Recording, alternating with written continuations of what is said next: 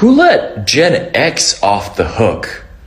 Why aren't we talking shit about those guys? Don't do that. Sir, I don't know what game you're playing, but we do not invoke Gen X for a reason. They are the lost generation because they want to be lost. We do not need to go find them. They're perfect where they are. You know how millennials, we've like seen some shit and then we talk a lot about it all the time. Gen X has seen more shit, but they don't talk. They just stare. We all did. We did. We had a meeting. Not sure if you missed it.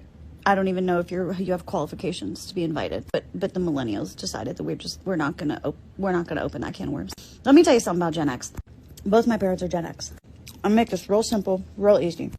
No, because Gen X kids were brought up. I mean, they were the latchkey kids. They were the first real generation of latchkey kid. But like, they also didn't really have the internet. And if you wanted to hurt someone's feelings, you had to do it to their face. You had to do it to their face, right? Gen X practically invented the saying, I have time. Like, fuck around and find out how much time I have. Talk shit, get hit. That's not my generation. That was Gen X. You want to know why? Because they square up. And if you find a Gen X is not physically violent, they don't hurt faces, they hurt feelings. I was raised by a pacifist because I don't hurt faces, I hurt feelings. We don't need to wake up Gen X. They're fine. Leave them alone. Because, sir, we will fuck you up.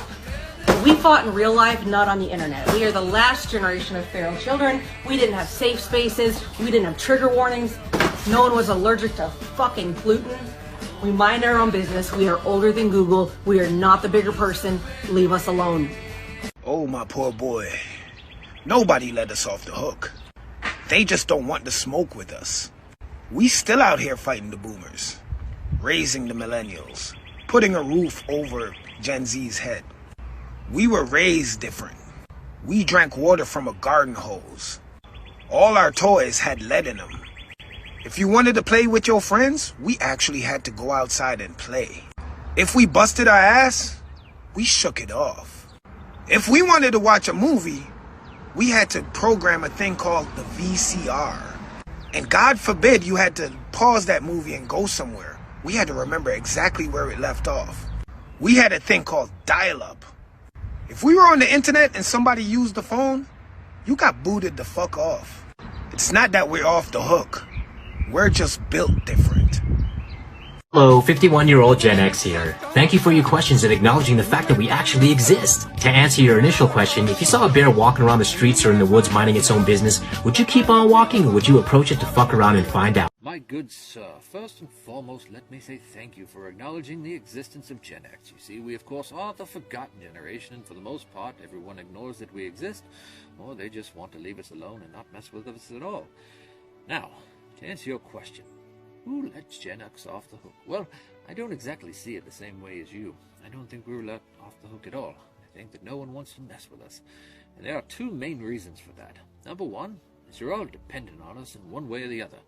The boomers, as they get older, get ready to retire, probably transition to Valhalla soon, they become more and more dependent on us as the days go by. And they also know in great detail what kind of a monster they created, and they're not ready to stick their hand in that bear trap. The younger ones, well, you've never become independent from us, relying on us for everything from your cell phone bills to your insurance, or even sometimes the roof over your head. And why would you bite the hand that feeds you? Now, the second part, and probably the scarier part, is what we Gen X are.